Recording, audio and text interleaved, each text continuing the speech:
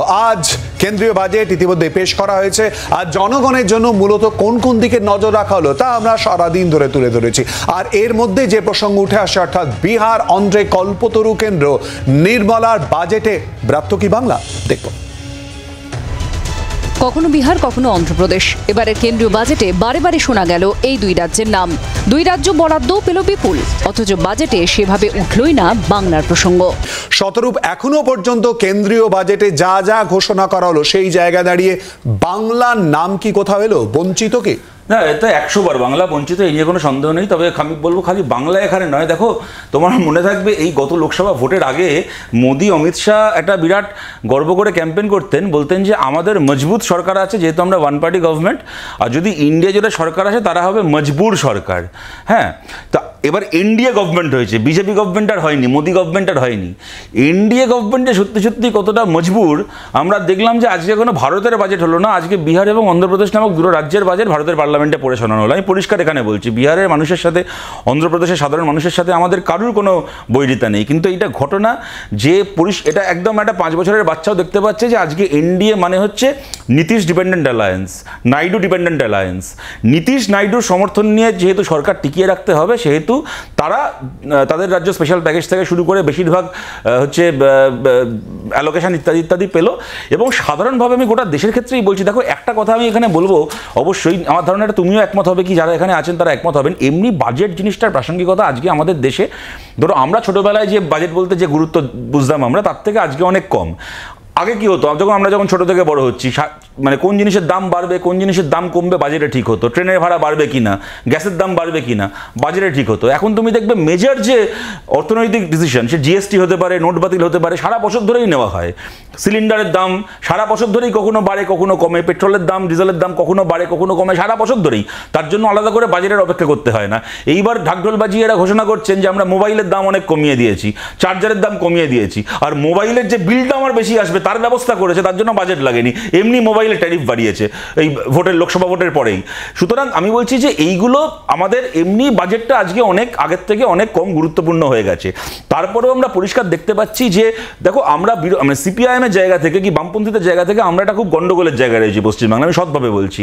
আমরা কখনো রাজ্যের মানুষের পক্ষ থেকে এটা আশা করতে পারি না, আমরা চাইতে পারি না যে কেন্দ্রের সরকার আমাদের রাজ্যকে বঞ্চিত করুক, আমরা কোনো প্রশ্নই উঠছে না। এবং তোমরা দেখেছো, আমরা তৃণমূলের কাছে চূড়ান্ত মার খেয়েছি যখন, তখনও আমরা রাজ্যের বৈষম্যের বিরুদ্ধে সবসময় কেন্দ্রের বিরুদ্ধে আমরা লড়াই করেছি, অবস্থান নিয়েছি। আবার এইটাও ঘটনা, আজকে কেন্দ্রের সরকার এমনি এখানে বরাদ্দ কম করছে, তারপরেও যে টাকাটা বরাদ্দ হচ্ছে, 100 টাকা যদি বরাদ্দ হয় তার 70 টাকা বিনা কোনো হিসেবে হচ্ছে তৃণমূলের পঞ্চায়েত মেম্বার থেকে শুরু করে কাউন্সিলর থেকে শুরু করে এই ব্যবস্থার মধ্যে, সে কখনো আবাসের দুর্নীতি, কখনো 100 দিনের কাজের দুর্নীতি সহ অসংখ্য দুর্নীতিতে তৃণমূলের পকেটে চলে যাচ্ছে, মানুষের কাজে লাগছে না। সুতরাং আমরা এখন করবো কি? আমরা কি কেন্দ্রের সরকারকে বলবো আপনারা টাকা দেবেন না বাংলাকে? তা আমরা বলতে পারি না, কারণ বাংলার মানুষের ট্যাক্সের টাকা সেটা বাংলার মানুষের কাছে ফেরত আসুক।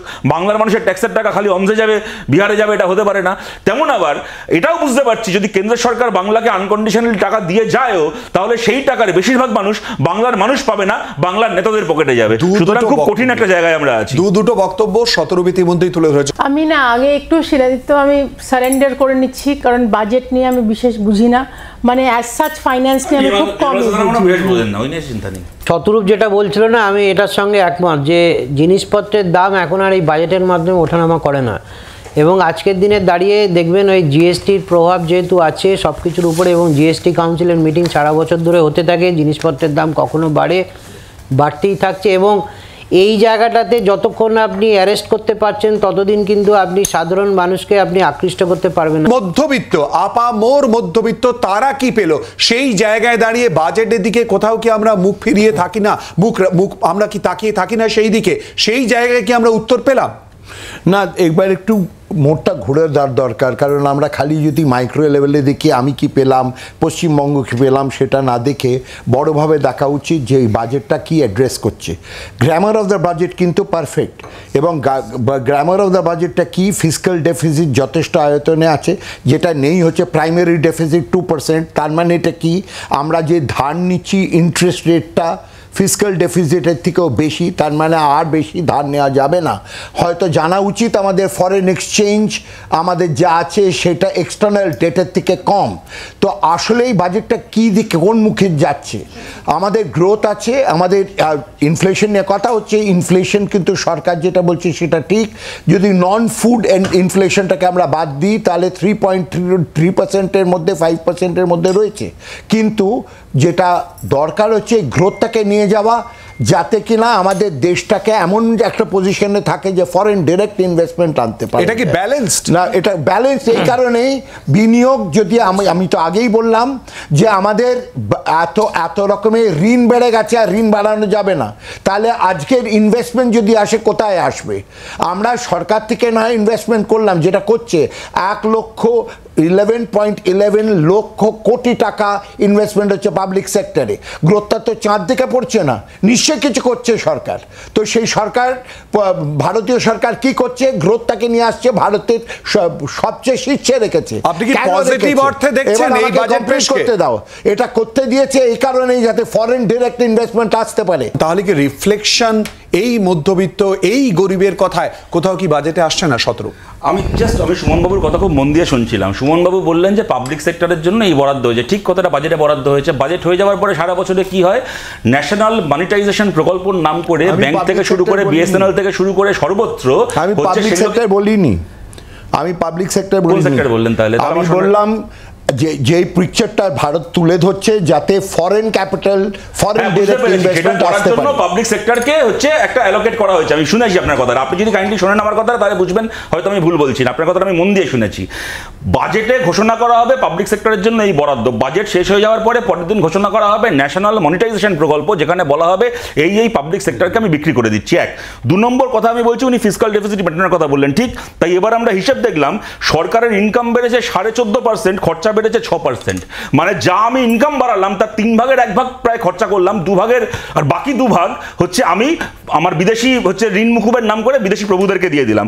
আপনি বললেন সুমনবাবু, যদি নন ফুড এক্সপেন্ডিচার বাদ দিয়ে দেখি তাহলে ইনফ্লেশনটা খালি 3.5%-এর আশপাশে, এমন কিছু নয়। কেন বাদ দেবো নন ফুড এক্সপেন্ডিচারটা? কেন বাদ দেবো? আমার সারা মাসের বিদ্যুতের বিল, যাতায়াতের ভাড়া যা বাড়লো, আমার পড়াশোনার খরচ যা বাড়লো, আমার চিকিৎসার খরচা যা বাড়লো, জামা কাপড় কেনার খরচা যা বাড়লো, টেলিফোনের খরচা, ইন্টারনেটের খরচা, এগুলো বাদ দিয়ে কোন মানুষের আজকের জীবন ধারণের মান নির্ধারিত হয়? যে আমরা খাবার খালি খাবো, জামা কাপড় পরবো না, ইলেকট্রিকের বিল দেবো না, ছেলে মেয়েকে পড়াশোনা করাবো না, রাস্তায় যাতায়াত করবো না, এটা কি ইনফ্লেশনের হিসাব হলো? আমি বলছি শিলাদিত্য, তুমি যে প্রশ্নটা করছো, যে সাধারণ মধ্যবিত্তকে নিয়ে যে কথাটা হচ্ছে এখানে, দেখো প্রশ্নটা খালি এইটা নয় যে ট্যাক্স ব্র্যাকেটটাকে কত 1 লাখ টাকা 1.5 লাখ টাকা এদিক ওদিক করা হলো। একটা জিনিস বোঝো, এই যে আমরা কদিন আগে আমরা হিসেব দেখলাম, 100 টাকার মধ্যে 30 টাকা আমাদের সরকার ট্যাক্স তুলেছে কোটিপতি কর্পোরেটদের কাছ থেকে, আর 70 টাকা ট্যাক্স তুলেছে মধ্যবিত্তদের কাছ থেকে। কদিন আগে তোমরা দেখেছো সেই হিসেব।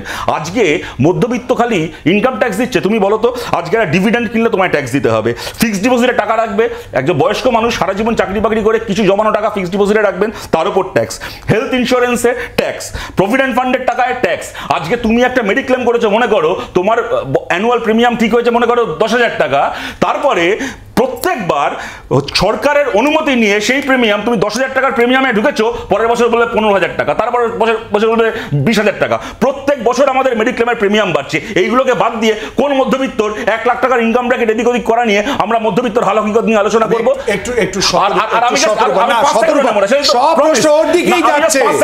পাঁচ সেকেন্ড নেবো না। আমি জাস্ট তোমায় বলছি যে পঞ্চকথা বাজেটের নামে এতগুলো কথা হলো, ম্যাক্রো ভিউ করতে হবে। 2014 সালে অরুণ জেটলি ঘোষণা করেছিলেন 100টা স্মার্ট সিটি তৈরি করা হবে, 70,000 কোটি টাকা বরাদ্দ হয়েছিল। কোথায় গো 10টা স্মার্ট সিটির নাম বলো তো? পঞ্চকথা। জিও ইউনিভার্সিটি বলো তো কোন পাড়ায় আছে জিও ইউনিভার্সিটি? 2018 সালে জিও ইউনিভার্সিটি তৈরি করার জন্য 250 কোটি টাকার উপর বরাদ্দ করেছিল বিজেপি সরকার। কোথায় আছে জিও ইউনিভার্সিটি? জিওর মালিকের ছেলের বিয়ে দেখি এখন, জিও ইউনিভার্সিটি তো দেখলাম না চোখে। হয়ে গেছে পঞ্চকথার নাম জাতীয়তাবাদ। শোনো, মূলত এখানে 4টি ইস্যু নিয়ে নির্মলা সীতারামন অ্যাড্রেস করেছে।